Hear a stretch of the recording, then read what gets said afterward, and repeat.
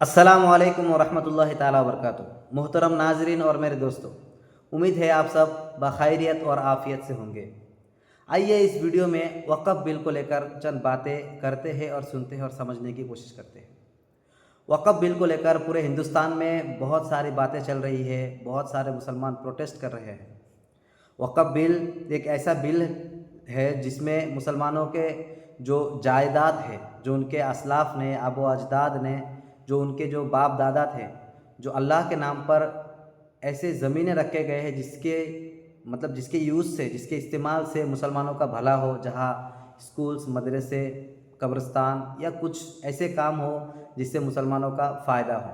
एक कुछ ऐसी ज़मीन जो आरएसएस और बीजेपी के नज़र में बहुत ही कड़वी लग रही है कि इतनी सारी ज़मीन, कि एशिया में तीसरा एक ऐसा ट्रस्ट है जिसके अंदर इतनी सारी ज़मीन है।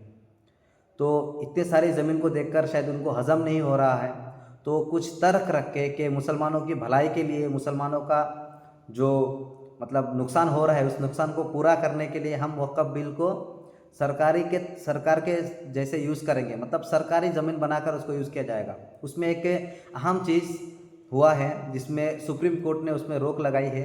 कुछ सवाल ऐसे पूछे सुप्रीम कोर्ट की तरफ से कि वक़्फ़ बाय यूज़र, इससे पहले भी 2-3 बार ऐसा हुआ है जिसमें वक़्फ़ बाय यूज़र को लीगल करार दिया गया है। मतलब कैसे कि अगर 300 साल 400 साल पुरानी एक मस्जिद है जहाँ नमाज़ पढ़ते हैं लोग, या कब्रिस्तान है, या ईदगाह है, या कुछ और मुसलमानों की भलाई के लिए जो ज़मीनें हैं, अगर उसकी कोई दलील नहीं है तो उसमें मुसलमान लोग का कब्ज़ा है, मुसलमान लोग का कुछ ज़मीन, कुछ ऐसे डॉक्यूमेंट्स है जिससे पता चलता है कि मुसलमानों की है, तो इसको वक़्फ़ बाय यूज़र एक्ट के हिसाब से ये ज़मीन वक़्फ़ की ही होगी, क्योंकि ये ज़मीन जो यूज़ कर रहे हैं वो वक़्फ़ के मकसद से यूज़ कर रहे हैं। या कोई एक आदमी हिंदू हो या किसी भी रिलीजियन का हो, मुसलमान हो, अगर उसने कह दिया कि ज़मीन मैं अल्लाह ताला के नाम पर वक़्फ़ करता हूँ, मुसलमानों की कब्रिस्तान के लिए देता हूँ, मुसलमानों को मस्जिद बनाने के लिए देता हूँ, तब भी वो ज़मीन वक़्फ़ ले सकती है। लेकिन फ़िलहाल ये जो कानून है वक़्फ़ बाय यूज़र्स, वो हटा दिया गया है इस नए अमेंडमेंट में। इससे नुकसान बहुत होगा। इससे यही होगा कि फ़िलहाल जो मस्जिद में डॉक्यूमेंट्स है, जो मस्जिद का सब कुछ है, पूरा दलील है कि ये मस्जिद मुसलमानों का ही है, जैसे संबल वगैरह ऐसे अलग अलग है। इसमें भी बीजेपी और जो गवर्नमेंट है, इसमें तरह तरह के जो मुद्दे बनाकर कि ये हिंदुओं की ज़मीन है, या इसमें पहले मंदिर था, जैसे बाबरी मस्जिद को लिया गया।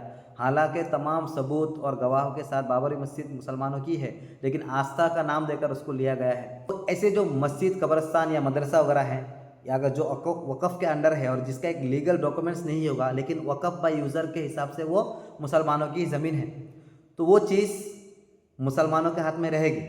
लेकिन अभी जो अमेंडमेंट है, इसके हिसाब से वो क्या कर सकती है गवर्नमेंट, कि ये वक़्फ़ की नहीं है, ये अभी फ़िलहाल गवर्नमेंट ज़मीन है, और गवर्नमेंट इस ज़मीन को अडानी अंबानी जैसे बड़े बड़े जो बिल्डर्स है या बड़े बड़े जो मालदार हैं उनको बेच देगी, और पुलिस वगैरह आके या जो डीएम होगा उसके हिसाब से वो चीज़ क्या किया जाएगा, सरकार के लिए खाली किया जाएगा। मस्जिद हो या मदरसे हो, सबको तोड़कर उधर गवर्नमेंट के काम के लिए वो ज़मीन को लिया जाएगा। तो ये चीज़ बहुत गलत है। इसके लिए सुप्रीम कोर्ट की तरफ से सवाल पूछा गया, लेकिन सुप्रीम कोर्ट की तरफ से जो सवाल इन लोगों को पूछा गया, इन लोग जवाब नहीं दे पाए। और उसके साथ और एक सवाल भी है, जिस तरह हिंदू रिलीजियस एक्ट में या बुद्धिस्ट रिलीजियस एक्ट या जो भी हो, ऐसे बहुत सारे एक्ट्स है जो अलग अलग धर्म के लोग उसमें रहते हैं, उसमें किसी और धर्म को जाने का कोई परमिशन नहीं, और ये होना भी नहीं चाहिए लीगली, क्योंकि आप मुसलमान हैं, मुसलमान की भलाई सोचेंगे या तो नहीं सोचेंगे। लेकिन अगर आप हिंदू होकर, जब हमारे ही जो रिलीजियस चीज़ है जिसमें मुसलमानों की भलाई की जाती है, और अगर आप आरएसएस जैसे या विश्व हिंदू परिषद के जैसे जो मुसलमानों की खराब चाहते हुए आपका संगठन है कि इधर क्या करना है, हिंदू राष्ट्र बनाना है, किसी मुसलमान को नहीं रहने देना, इस तरह के अगर आपको मकसद है, और आपका कोई आदमी हमारे ही वक्फ बोर्ड में मेन होकर, उसमें एक बड़ा सुप्रीम लीडर होकर आ जाए, या उसको जिम्मेदारी दिया जाए कि आप वक्फ की ज़मीन को क्या करो, लीगली यूज़ करो, तो वो क्या क्या नहीं कर सकते, कितना नुकसान पहुंचा सकता है। तो इसके वजह से सुप्रीम कोर्ट की तरफ से और एक सवाल ये पूछा गया कि आप हिंदू रिलीजियस एक्ट में क्या मुसलमानों या किसी और धर्म के लोगों को उधर मेंबर होने देंगे क्या। तो इसका उन लोगों के पास कोई जवाब नहीं था, वैसे जवाब दे भी नहीं सकते, क्योंकि जब पार्टी की तरफ से या आरएसएस की तरफ से जवाब देने का उनको ऑर्डर नहीं रहेगा तो वकील खुद से क्या ही कह लेगा। तो ये दो बात खास तौर पर हमें ये समझनी चाहिए। एक वक्फ बाय यूज़र और हिंदू रिलीजियस एक्ट के बारे में जो सुप्रीम कोर्ट से दो सवाल पूछा गया, वो सवाल बहुत लीगल है। अब देखा जाएगा 7 दिन बाद सुप्रीम कोर्ट की तरफ दोबारा रुजू करेंगे और उधर से हमें उम्मीद है कि सुप्रीम कोर्ट की तरफ से एक अच्छा फैसला होगा।